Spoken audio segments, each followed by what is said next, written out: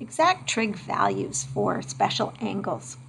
In this triangle here we have an equilateral triangle, which means each angle is exactly the same and the measurement of each side is the same.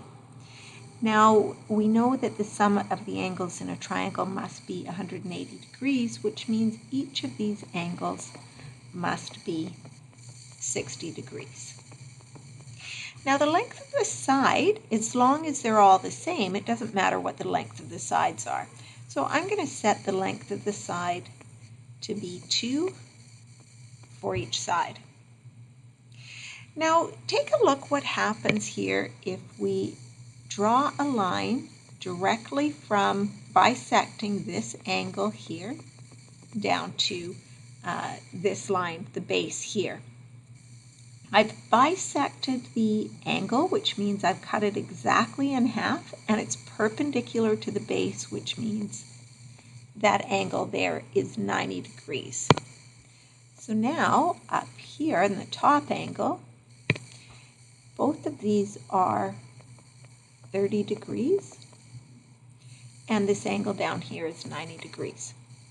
Because we've bisected the base of this, the length of each of these is 1, exactly half of what our original line was.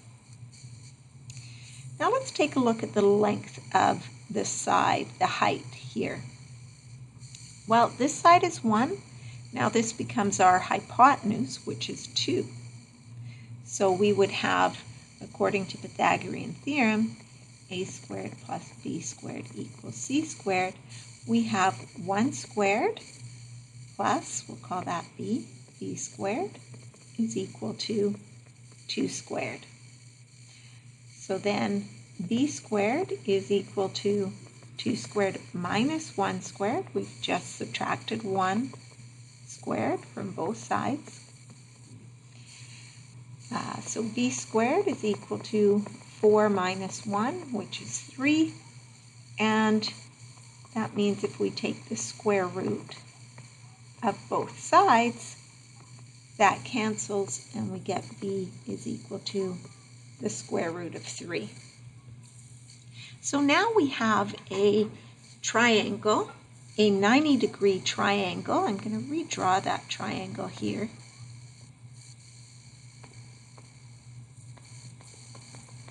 Where the base has a measurement of 1, the hypotenuse has a measurement of 2, and the height has a measurement of root 3. Now this is 60 degrees, and this is 30 degrees. So now for any triangle, any right angle triangle, where our angle here is 30 degrees and our angle here is 60 degrees, is going to have the same trig ratios. So let's look at what those are. So we'll start with the 60 degree. The sine of 60 degree is opposite over hypotenuse. The cosine of 60 degrees is adjacent over hypotenuse.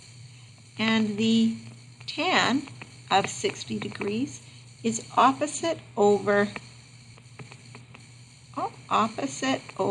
adjacent. Now let's take a look at those for the 30 degree trig ratios. This is opposite over hypotenuse. The cosine of 30 degrees is adjacent over hypotenuse, and the tan of 30 degrees is opposite over adjacent. Now here we have the square root of 3 in the denominator. Often we don't want a radical in the denominator, and so we can multiply both the numerator and denominator by root 3 to give us root 3 over 3. So those two things are the